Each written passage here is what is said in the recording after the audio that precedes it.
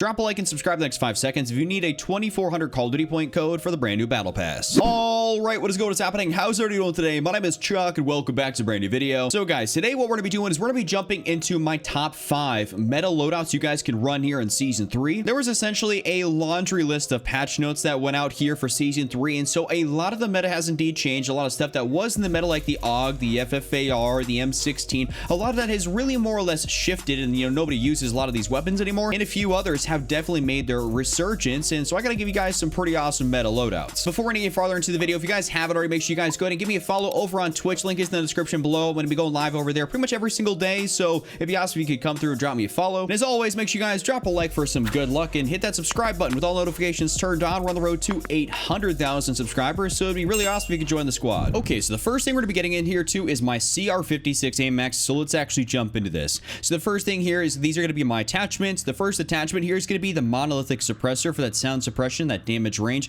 This is always what I run on all of my Modern Warfare assault rifles, some machine guns, LMGs. If I for whatever reason happen to pick up an LMG, this is always what I'm running, so run this as your first attachment. My second attachment is going to be in the barrel section. We're using the XRK Zodiac S440 barrel, and what this does, it gives us the maximum damage range, bullet velocity, and recoil control we can get out of our CR56. This thing is an amazing attachment, and you guys should always be running the XRK Zodiac if you're playing Warzone, unless for whatever reason you're trying to convert this into an SMG style of build, in which case I really don't see too many people doing that, but this is more or less a primary AR, and this would undoubtedly be, in my opinion, probably one of the best ARs to use right now. For my next attachment, we're using the Commando foregrip for that recoil stabilization, that aiming stability. We basically just have to use this here to kind of more or less, mitigate some of that recoil. I know this thing still definitely does have some recoil, but it more or less will be pretty mitigated, and it'll be very easy to control at those medium to longer distances. If you struggle with the recoil, you can definitely move it down to something like, a Ranger foregrip or even a Merc foregrip, but for me, without slowing myself down too much,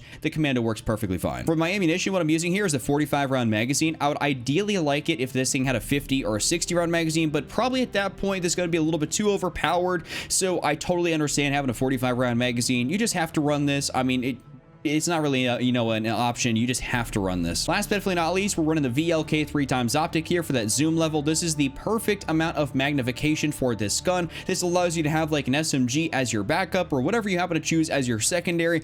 I really genuinely enjoy using the VLK. This is a banger setup for the CR56. Definitely go ahead and give this a shot because this thing definitely hits. Next up, we're going to be jumping into my Krig 6. This is going to be my Krig 6 here with these attachments, so let's actually jump into this. The muscle category, we're using the agency suppressor for that sound suppression, vertical recoil control, bullet velocity, and effective damage range. This thing has way too many pros for you to even really consider the amount of cons, so you should just genuinely always run the agency or the GRU suppressor, whatever it happens to be for that gun out of the Cold War weapons on that gun. It is just the best attachments, the equivalent to the monolithic of the Modern Warfare weapons. You just always run this. Next up, let's get into the barrel section. What we're using here is the 19.7 takedown, and the reason we're using this is this helps us with our effective damage range, which is very crucial. What you can definitely do though is swap this out for the 19.7 Ranger if you want to increase the bullet velocity, but of course you do lose a little bit of that effective damage range. Everything in here should be doing exactly as it says, but for me, I definitely like the takedown a little bit better than the Ranger, but it's one of those things that you're gonna have to put on either or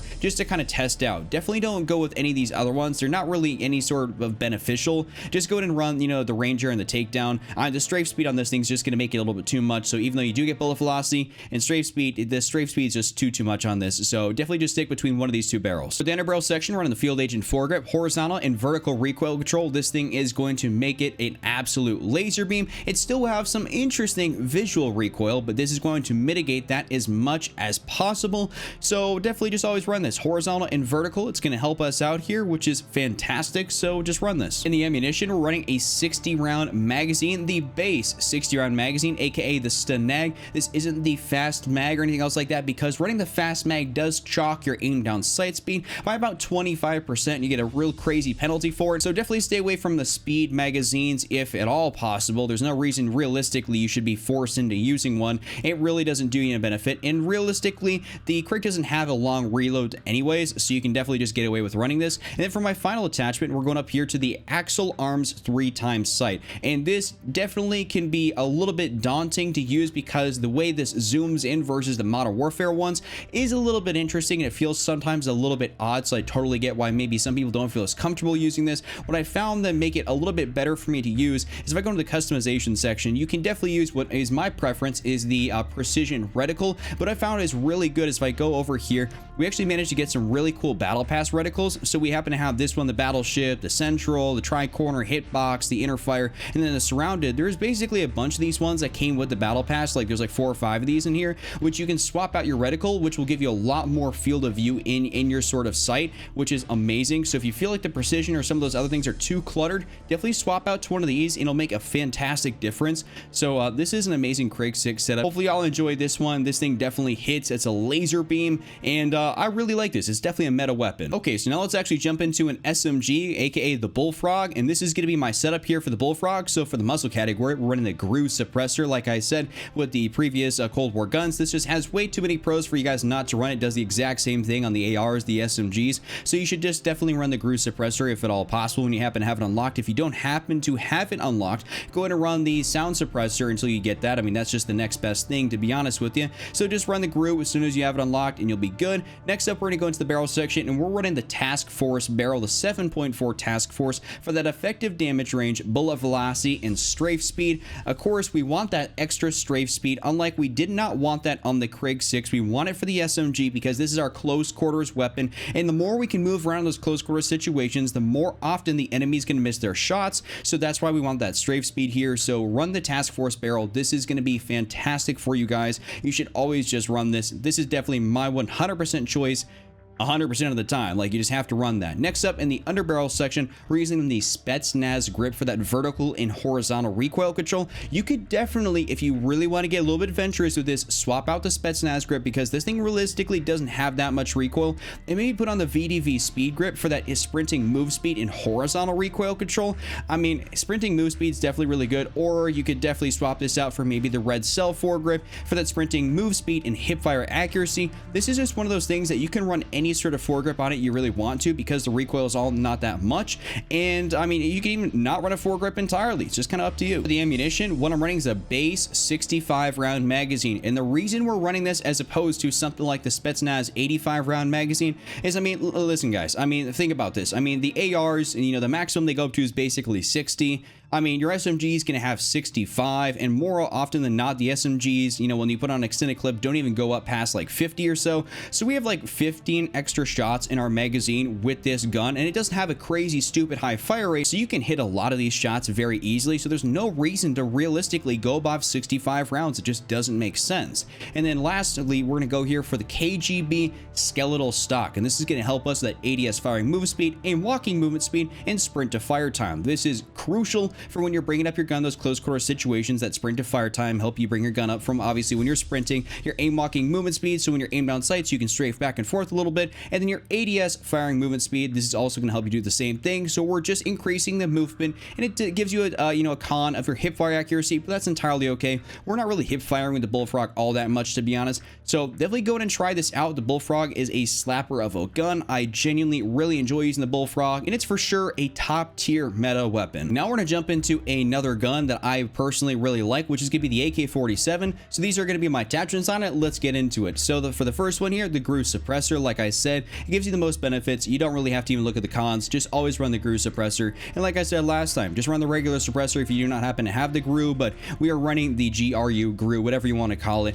Next up, we're going to the barrel section, and what we're using here is the 18.2 VDV reinforce for that effective damage range and bullet velocity. I normally speaking would want to take the Spetsnaz RPK barrel because this should realistically be the best one, but the thing that you have to take into account is that the vertical and horizontal recoil on the AK-47 is kind of substantial already, and this makes it a little bit unusable, to be honest with you. I mean, if you're trying to use this as a primary AR, you cannot use the Spetsnaz RPK barrel because it's just going to be way too much recoil for you at even like that medium range. It's just definitely not worth it. So run the VDV reinforce, and this will be perfect for you. In the underbarrel section, we're running the Spetsnaz grip for that horizontal and vertical recoil control. This is the best grip in here. We definitely need to control this recoil because this thing kicks up probably the most out of almost any Cold War gun, but if you can hit your shots, I mean, this thing definitely downs people incredibly fast, so that's why it's so good, and that's why I classify it as a meta weapon, because they also did help out the recoil within the most recent patch, but we still definitely need to run the Spetsnaz on here. For the ammunition, what I'm running is the 45 round magazine. You could definitely switch this up to the big, like, 60 round magazine, and it realistically doesn't matter.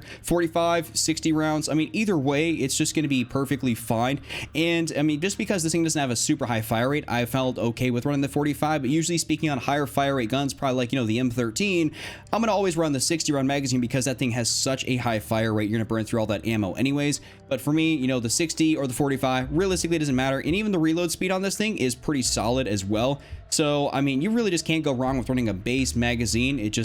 You really can't go wrong. Lastly, in the optics section, the Axle Arms 3x is going to be my optic of choice on this thing, and I definitely do something again here with the reticle, so let's actually go through that. The reticle I actually have on here is the inner fire. What I was using in one of my gameplays was the central reticle, and I definitely switched this out from like one of the standard ones because I feel like the visual recoil on the AK-47 is just a little bit too much to use one of those like other ones like the Precision or anything else like that. I need to have a more clear, you know, sort of line of sight when I'm shooting people, so definitely the central or any of these other ones down here is going to be a much better upgrade to your 3x optic, which is going to allow you to just basically feel like you're able to see more. And I would say that this is for sure an amazing build. Y'all gonna have to go try this one out. I mean, I already slapped, you know, in a gameplay with it, so if you want to go see some gameplay, I have it up on the channel.